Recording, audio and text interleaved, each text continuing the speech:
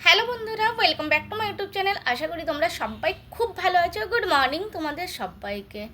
এই রেসিপিটা কি বলো তো, এতক্ষণে আশা করি তোমরা হয়তো অনেকেই বুঝে গেছো। তো আমরা মোটামুটি ম্যাক্সিমাম বাঙালি আছি যারা কিন্তু মাছের ডিম খেতে ভীষণ পছন্দ করি। তো মাছের ডিম আমরা অনেক রকমভাবেই বানাই। তো যেটা কমনভাবে মানে যেটা সবাই নর্মালি বানায় সেটা কি, সেটা তো তোমরা সবাই জানো, সেটা আস্তে আস্তে শেয়ার করব। বাট এই রেসিপিটা কিন্তু একবার তোমরা ট্রাই করতেই পারো। মাছের ডিমের রেসিপি, একটু নতুনত্ব আর খেতে একদম অপূর্ব যাকে বলে। তো আমরা সকাল সকাল বাজারে গেছি, যদি একটু মাছের ডিম পাওয়া যায়। আর মাছের ডিমের নর্মালি যেটা আমরা রান্না করি সেটা তো কী রান্না করি আমরা সবাই জানি, সেটা নতুন কিছু বলার নয়। তো মাছের ডিম এখানটায় খুব একটা পাওয়া যায় না, আর যদিও বা পাওয়া যায় তাহলে সেই মাছের ডিমটা না কেউ নিয়ে চলে যায়। তো লাকিলি আজকে আমরা মাছের ডিম পেয়ে গেছি, আর এটা অনেক বড় একটা কাতলা মাছ ছিল, সেই মাছেরই ডিম পেয়েছি। ডিমটা খুব সুন্দর, একদম তাজাও আছে, বেশ সুন্দর। আমরা 250 গ্রাম নিয়ে এসেছিলাম। 250 গ্রাম এখানটায় নিয়েছে 70 টাকা নিয়েছে 250 গ্রাম মাছের ডিম, একদম পরিষ্কার, খুব সুন্দর। তো মাছের ডিমের কি বানাবো সেটা তো তোমাদের সাথে একটুখানি শেয়ার করেছি, আর কাতলা মাছটা একটু শেয়ার করে নিই। কাতলা মাছের জাস্ট একটা রাউন্ড পিসের আর্ধেক, কিন্তু এটা একটা রাউন্ড পিস করেছে, তার আর্ধেক নিয়ে এসেছি। সেই আর্ধেকটাই কিন্তু 600 গ্রাম, তাহলে বোঝা যাচ্ছে যে মাছটা কত মানে বড় একটা কাতলা মাছ ছিল। যেহেতু আমরা বড় মাছ খেতে খুব একটা পছন্দ করি না, আর যেহেতু ছেড়ে না যায় সেই জন্য অল্প করে নিয়ে এসেছি, মানে একটা রাউন্ড পিসের আর্ধেক। কত বড় তোমাদেরকে একবার হাতে মেপে দেখাচ্ছি। এটাই হচ্ছে 600 গ্রামের ওপরে, মানে প্রায় 650 মতন হবে। তো যাই হোক, মাছের ডিম, তার সাথে বেসন দিয়ে দিয়েছি, আর যা যা লাগে নুন, পেঁয়াজ, হলুদ, লঙ্কার গুঁড়ো অল্প দিয়েছি, একটু আমি জিরে দিয়ে দিই সবসময়। তো যাই হোক, এবার মাছের ডিমটা তো আগে থেকেই দিয়ে দিচ্ছি, পেঁয়াজটা এবার ভালো করে ম্যাশ করে দিলাম। এবারে ভালো করে মাখিয়ে নেব। আর মাছের ডিমের বড়া নর্মালি আমরা সবাই করি, অনেকে আছে বেসন দেয়, অনেকে বেসন দেয় না। মাছের ডিমের চাটনিও কিন্তু বেশ ভালো লাগে, কুমড়ো দিয়ে বেশ করে। যদিও বা আমি কখনো করিনি, কিন্তু আমার মাছের ডিমের বড়াটাই বেশি ভালো লাগে। তো মাছের ডিমের অনেক কিছুই রেসিপি হয়, আর এটা না ছাঁকা তেলে আমি আগে সবসময় করতাম, কিন্তু এখন না অল্প তেলেই বেশি ভালো লাগে।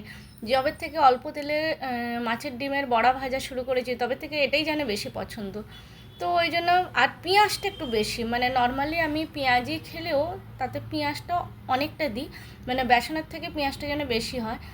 তবে পেঁয়াজি খাচ্ছি এইটা যেন ফিল হয়। তো ওই জন্য মাছের ডিমের বড়াতেও দেখো আমি কত পেঁয়াজ দিয়েছি। আর পেঁয়াজ কিন্তু আমি ছোটো ছোটো করে কাটি না, আমি লম্বা লম্বা করে কেটে দিই, যাতে মানে পেঁয়াজটা চেবাচ্ছি ওইরকম যেন ফিল হয়। তো দেখো অল্প তেল দিয়ে, যেটুকু তেল দিয়েছি কড়াতেই শুকিয়ে গেছে এপিট ওপিট করতে করতে। তো মাছের ডিমের বড়া তো আমরা সবাই খাই, কিন্তু তোমাদের সাথে আজকে একদম ইউনিক একটা রেসিপি শেয়ার করব, যেটা সত্যিকারে খুব সুন্দর।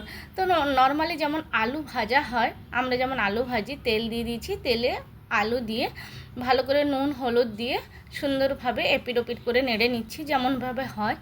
এবার উপর থেকে আমি পেঁয়াজ দিয়ে দিলাম। পেঁয়াজটাও লম্বা লম্বা করে কেটেছি, ছোটো ছোটো করে কাটেনি। আর তার সাথে টমেটো, কাঁচা লঙ্কা দিয়ে দিলাম। এবার আরেকটু ভালো করে ভাজা ভাজা করে নিচ্ছি। তোমরা যারা এখনও এই রেসিপিটা করে খাওনি তারা অবশ্যই ভাববে যে এটা অ্যাকচুয়ালি কী হচ্ছে, মানে আলু ভাজা হচ্ছে নাকি কি হচ্ছে।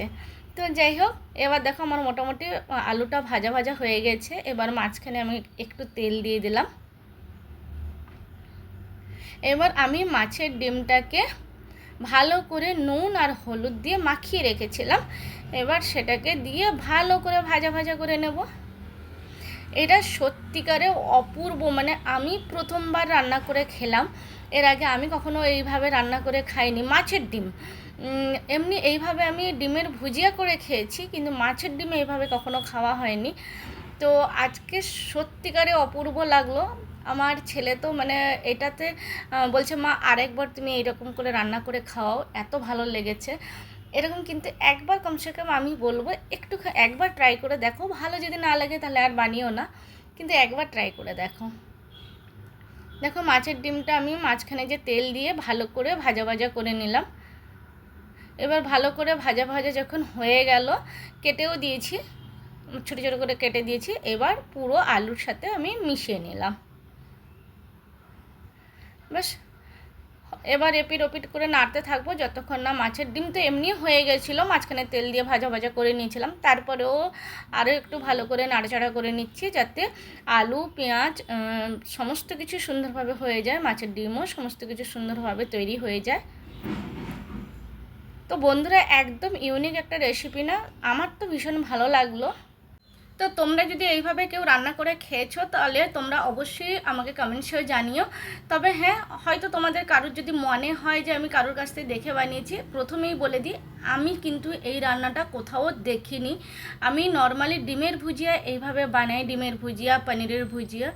তো তখন আমি ভাবলাম যে যেহেতু মাছের ডিম বাড়িতে আছে তাহলে এইভাবে মানে ডিম বা পনিরের জায়গায় যদি আমি মাছের ডিম দিয়ে ভাজি তাহলে খেতে কেমন লাগবে একবার টেস্ট করে দেখা যাক।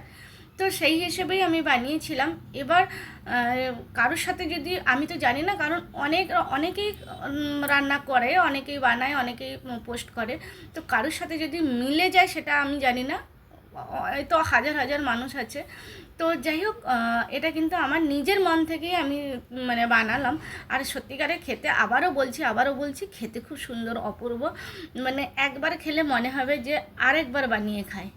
আর বিশেষ করে যখন মাছের ডিমটা কম থাকে না, তখন কিন্তু এইভাবে আরও বেশি ভালো লাগে যে মাছের ডিম কম আছে বাড়িতে, এতজন খেতে কাকে কোনটা কতটা দেবো খুঁজে পাচ্ছে না, ভাগ করা যাচ্ছে না, তাহলে কিন্তু এটা এইভাবে মাছের ডিমটা ভাজলে মাছের ডিমের পরিমাণটা সবজিটা কিন্তু অনেক বেশি হয়, তখন আরামসে সবাই মিলে মানে দুজনের জায়গায় চারজন আরামসে খেতে পারবে। তো সেই হিসেবেও দেখা গেলে এটা কিন্তু বেশ ভালো একটা রেসিপি, মানে খুব কাজের রেসিপি, মানে যেখানে দুজনের জন্য কোলাচ্ছিল না সেখানে চারজন আরামসে খেয়ে নিতে পারবে, আর একটা তরকারিও হলো, আর মুখরোচক তো অবশ্যই, আর দেখতে কিন্তু সত্যিকারে দেখতেও খুব সুন্দর হয়েছে। আমি প্রথমে ভাবছিলাম যে কেমন হবে আমি জানি না, একটা পনির দিয়ে করা, একটা ডিম দিয়ে করা সেটা ঠিক আছে, কিন্তু মাছের ডিম দিয়ে করলে তার একটা গন্ধ আলাদা থাকে, তাই একটু তো ভয় পাচ্ছিলাম, কিন্তু খুব সুন্দর হয়েছে। তো বন্ধুরা কেমন লাগলো বলো আমার আজকের এই ব্লগটি, যদি তোমাদের ভালো লাগে তাহলে কিন্তু অবশ্যই লাইক কমেন্ট শেয়ার করে দিও। আবার আসবো নতুন একটা ব্লগ নিয়ে, ততক্ষণ ভালো থেকো, সুস্থ থেকো, সাবধানে থাকো, আর অবশ্যই দেখতে থাকো আমার ব্লগ। আর যদি তোমরা নতুন হও আমার চ্যানেলে তাহলে অবশ্যই চ্যানেলটিকে সাবস্ক্রাইব করে দিয়ে পাশে থেকো। সবাইকে অনেক অনেক ভালোবাসা রইল, খুব ভালো থেকো তোমরা, টাটা।